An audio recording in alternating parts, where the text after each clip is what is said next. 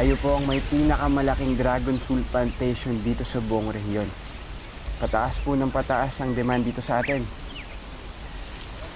Mataas din po ang kita natin sa pag-export ito sa mga ibang bansa. Alam mo bang dati itong taniman ng tabako? At nang nakita kong wala nang kinabukasan ng tabako dahil paunti na ng paunti ang naninigarilyo.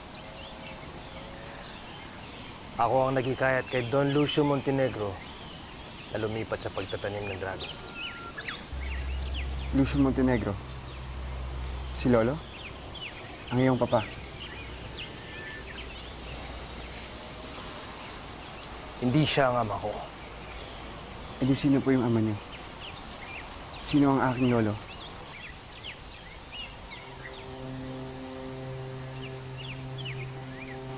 Alam mo ba kung ano ang kahawig nito? Ulo ng isang Ravenna. Ravenna. Yung mga kalaban ng Mulawin. Huwag mong sabihin na niniwala ka sa mga Mulawin sa Ravenna.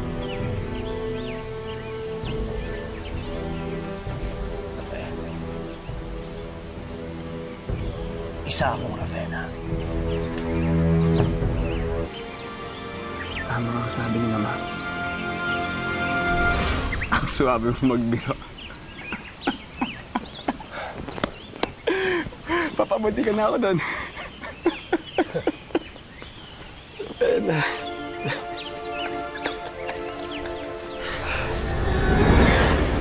Rodrigo! Halika dito. Ipapakilala kita sa aking papa. Ka. Dali.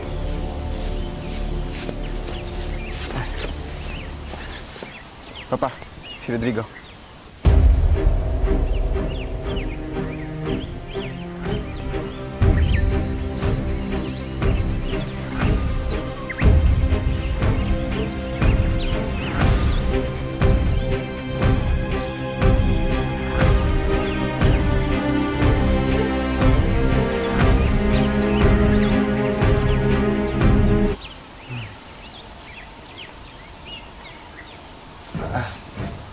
Ikinagagala ko po kayong makilala, Senyorito Gabriel. Isa ka rin ko ba? Opo. Magkapareho nga po tayo. Matagal ka na bang ganyan? Tumubo po ito nung bata po ako.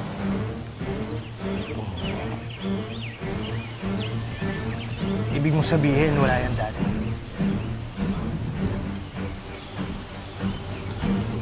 Wala po.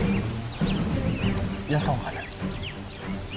Papa, tuloy na natin yung paglibot natin sa asyenda. Hindi ikaw ang kinakausap ko. Kaya huwag kang sasabay.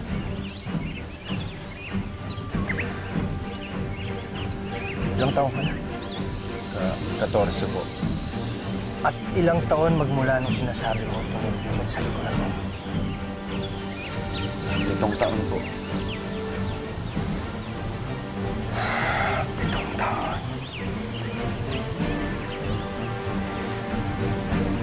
7 taon na rin ako naghahanap sa'yo.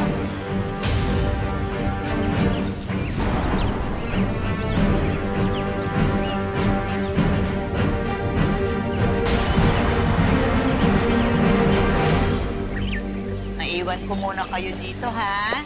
Pupunta lang ako sandali sa bukid, ha? Dadalan ko lang sila Rodrigo ng merienda nila.